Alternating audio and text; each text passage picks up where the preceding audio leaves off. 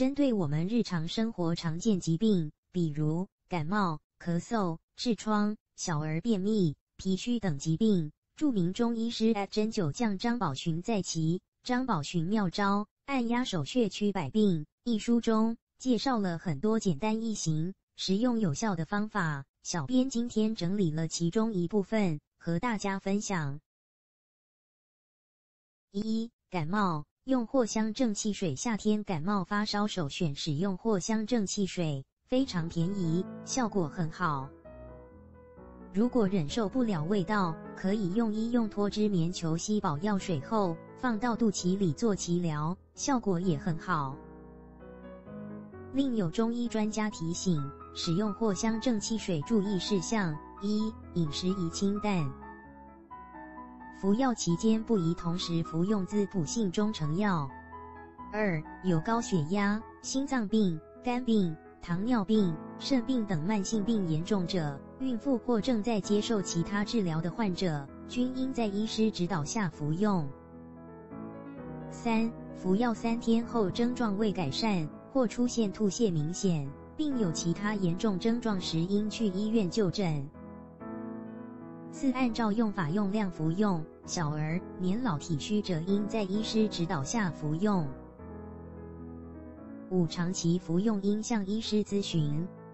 6. 不宜与甲氧氯普胺、胃富胺合用。 2. 痔疮，用白萝卜熬水外洗治疗痔疮，可以用白萝卜熬水后外洗，效果很好。肺与大肠相表里，萝卜是肺药。白萝卜生吃可促进消化，还有很强的消炎作用，其辛辣的成分可促胃液分泌，调整胃肠机能。另外，所含丰富的粗纤维能促进胃肠蠕动，保持大便通畅，减少痔疮的发生。预防痔疮这么做： 1. 加强锻炼，增强机体抗病能力。 2. 合理调配饮食，多食蔬菜、水果和纤维素多的食物，少食辛辣刺激的食物。 3. 养成定时排便的习惯，避免蹲厕时间过长。 3. 痛经。女性痛经有个简单易行的处理方法，在任意一侧耳朵里塞个酒精棉球就可以止痛。如果处理时机早，5分钟就可以解决问题。一般药店有售的那种酒精棉球就正好。如果解决不了，再吃药。这个方法只适合在痛经的当时做，如果已经痛完了再用，或非例假期再用，无效。另有专家建议，在日常生活中常做一些经络穴位按摩，也能流通气血。比如按揉足三里穴、关元穴以及气海穴等，如果长期坚持，对调理痛经有很好效果。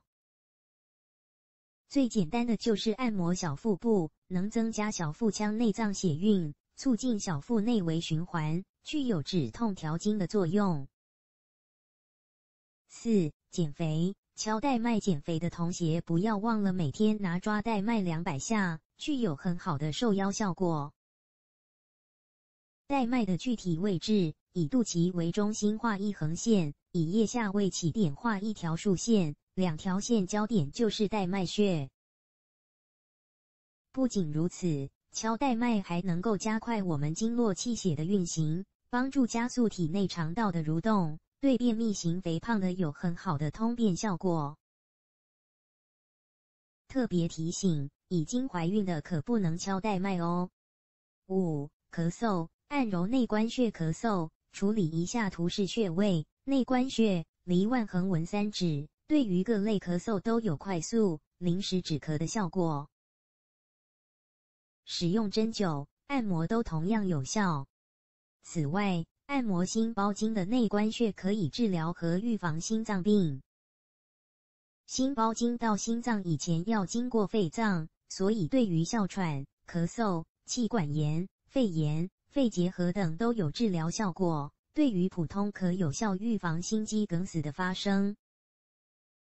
6. 眼疲劳、眼睛干涩或者见风流泪，按摩图示标红穴位，离腕横纹3指，对流泪症状能快速见效，对干涩症状要多按摩一会。此法对于纠正眼功能失调也有显著效果。每日按按，保健眼睛。另有专家建议，每天按摩风池穴、百会穴，也可以缓解眼睛疲劳症状。7. 牙疼，选择劳宫穴最为长效治疗牙疼。选择劳宫穴最为长效，合谷穴只有短期临时疗效。按压、掐都可以。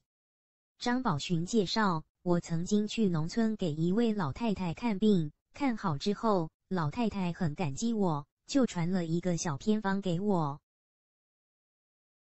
她说当时她的父亲治牙痛很有名，就是用针扎手心的地方，扎了就好。我看了一下，大概就是劳宫穴的位置。8. 打嗝，按压太渊穴打嗝很讨厌，尤其手术后打嗝会牵连到口疼。按摩图示的太渊穴，立即制止打嗝。如果还搞不定，取纸条刺激鼻孔打喷嚏，一定搞定。用肺经或者喷嚏取经克木本意。张宝寻说，把手指轻轻搭在上边就行。这是我教过我女儿最早的一个穴位。有一次，她吃完饭后打嗝，我就教过她这个穴位，之后她再打嗝就自己直接解决了。9. 小儿便秘，推拿清大肠法。小儿便秘可用推拿清大肠法，就是如图示沿标线向肩头方向单向推200下，便通停止。无副作用。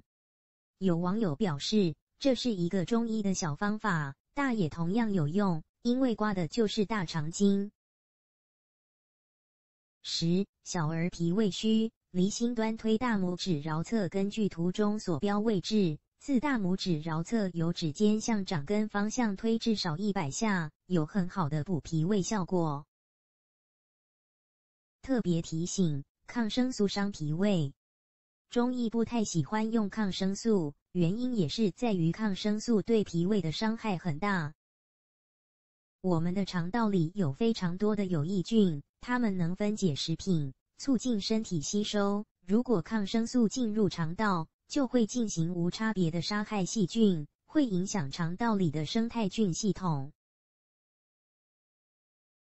via 文章来源 http://www.taoxiao.com/a644263780686600654